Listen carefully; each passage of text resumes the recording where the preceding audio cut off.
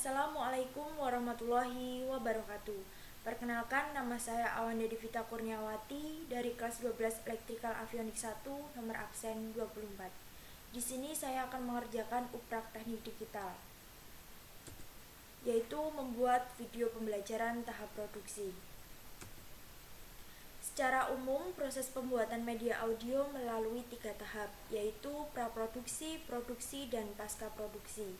Pada setiap tahapnya terdiri dari beberapa kegiatan, yaitu yang pertama adalah tahap praproduksi. Kegiatan-kegiatan yang dilakukan pada tahap praproduksi meliputi A. Telaah materi. Dalam mengembangkan media untuk pembelajaran, semestinya mengacu pada kurikulum yang berlaku dan sesuai dengan pendidikan yang akan dibuat medianya.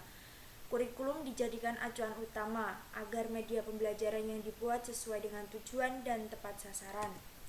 Yang B adalah pencarian ide. Setelah analisis kurikulum akan diperoleh gambaran tentang materi-materi yang membutuhkan media audio. Selanjutnya, tinggal memilih materi mana yang lebih dulu akan dibuat medianya dan menetapkan format sajian media audio yang akan diproduksi. Bermacam-macam bentuk sajian yang dapat dipilih, misalnya dialog, drama, narasi, pantun, dan lain-lain. Yang C adalah penulisan naskah. Langkah selanjutnya yaitu penulisan naskah program. Naskah ditulis oleh orang yang dianggap mampu untuk menulis naskah audio. Naskah yang ditulis akan dikaji oleh ahli materi dan ahli media. Ahli materi akan mengkaji kebenaran, kecukupan, dan ketepatan pemilihan aplikasi atau contohnya. Yang kedua yaitu tahap produksi. Produksi media audio ini diawali dengan diterimanya naskah oleh tim produksi. Setelah itu dilakukan langkah-langkah produksi, yaitu pembentukan tim produksi, rembuk naskah, pemilihan pemain, latihan kering, rekaman, editing, mixing, preview, dan pembuatan master. Yang A yaitu membentuk tim produksi. Produksi media audio ini merupakan kerja kolaboratif atau teamwork, yaitu beberapa orang dengan keahlian atau keterampilan beberapa bekerja secara kerjasama dalam menyelesaikan media. Di sini diperlukan koordinasi antara anggota tim, sehingga terwujud media audio yang baik, menarik, dan komunikatif. Adapun anggota tim tersebut yaitu yang pertama sutradara. Sutradara yaitu orang yang bertanggung jawab atas semua aspek manajemen dan artistik dari sebuah produksi. Yang kedua adalah operator. Operator berfungsi sebagai mempersiapkan peralatan rekam dan bertanggung jawab atas hasil rekaman. Yang ketiga adalah teknisi, yang bertugas mengontrol dan memastikan semua peralatan dalam keadaan siap pakai. Yang keempat, penata musik, yang bertugas menyiapkan musik dan sound efek sesuai dengan naskah. Dan yang kelima, terakhir adalah editor, yang berfungsi untuk melakukan koreksi terhadap hasil rekaman dan melakukan mixing tutur atau dialog atau drama dengan musik dan sound effect yang diperlukan sesuai naskah.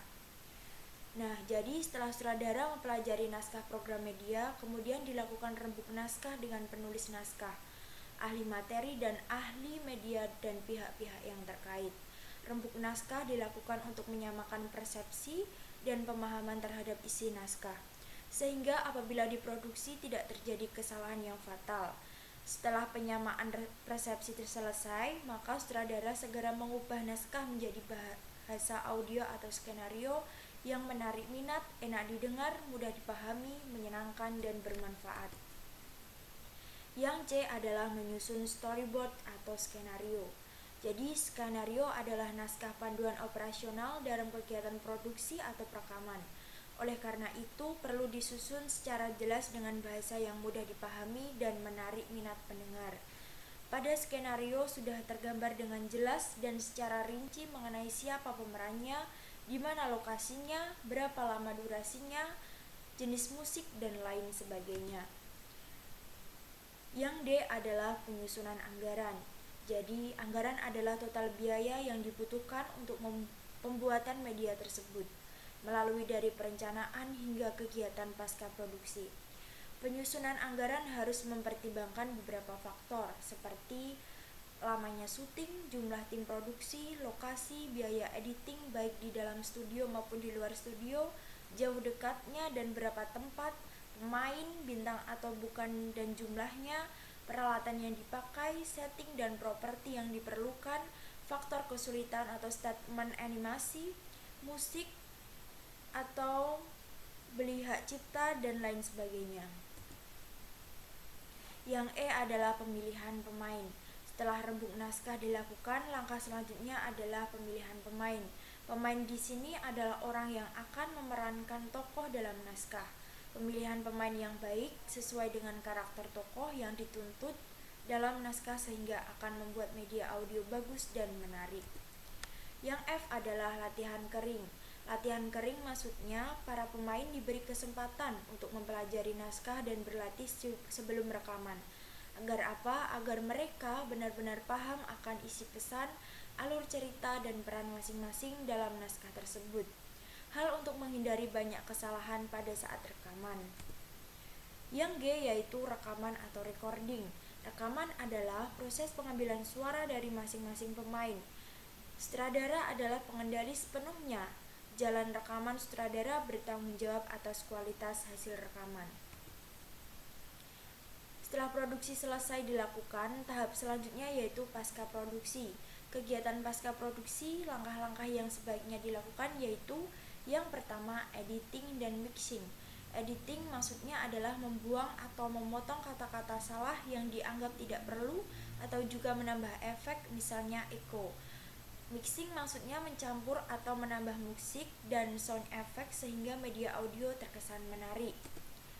Yang kedua adalah preview. Preview adalah kegiatan evaluasi terhadap hasil produksi. Preview ini dilakukan oleh tim yang melibatkan pengkaji materi, pengkaji media, dan sutradara sebagai penanggung jawab produksinya. Yang kedua adalah pembuatan master audio pembelajaran. Menyimpan atau merekam hasil produksi media audio pembelajaran ini dalam kaset, CD, atau media penyimpan lainnya. Master media audio pembelajaran ini kemudian akan dikajikan master jika diperlukan penggandaan. Mungkin dari ini yang bisa saya sampaikan, banyak kekurangan dan tutur kata yang kurang berkenan, mohon untuk dimaafkan yang sebesar-besarnya. Wabillahi taufiq wal hidayah, waridha wa inayah, wassalamualaikum warahmatullahi wabarakatuh.